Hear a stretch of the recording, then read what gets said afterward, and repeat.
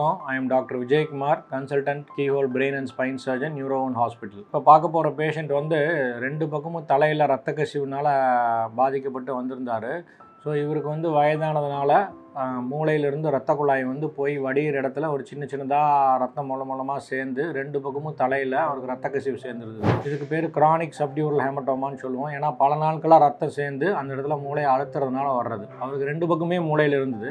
So 2 பக்கமே மூளையில் அவருக்கு இருந்து அதோட அழுத்தத்தினால அவருக்கு தலைவலி, வாந்தி, ரொம்ப கிருகிருப்பு இந்த மாதிரி பிரச்சனைகள்னால வந்தார். நம்ம ஸ்கேன் எடுத்து பார்க்குறப்போ அவருக்கு அந்த மாதிரி ரத்த கசிவு இருக்கிறது நம்ம கண்டுபிடிக்கிறோம்.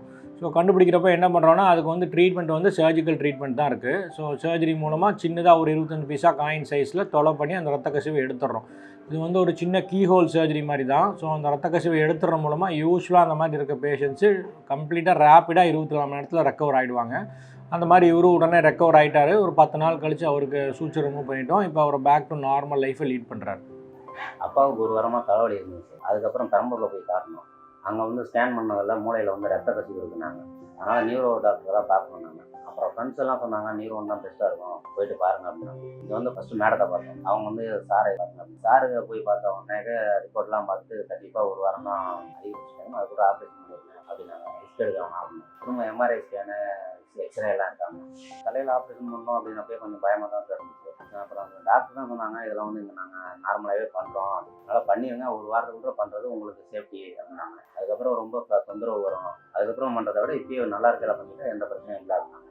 அப்புறம் அன்னைக்கே ஜாயின் பண்ணோம். ஆப்ரேஷன் பண்ணி 2 மணி நேரம் மட்டும் ஐசியூவில் அப்சர்வேஷன் வச்சுருந்தோம். அப்புறம் வார்டுக்கு மாற்றிட்டாங்க. வார்டுக்கு மாற்றின பிறகு ஒரு 2 நாளையில் அப்பா நார்மலாக ஆகிடுச்சு. எல்லா ஃபுட்டுமே சாப்பிட ஆரம்பிச்சாரு. நல்லா நடக்க ஆரம்பிச்சாங்க. டாக்டரும் போயிடலாம் வீட்டுக்கு, தொந்தரவு எதுவும் இருக்காது அப்படின்னாங்க.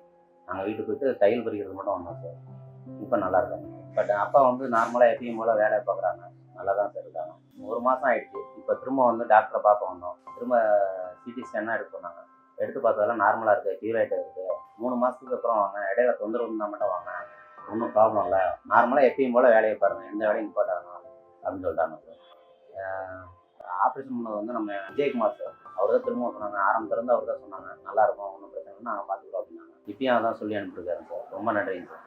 Thank you sir.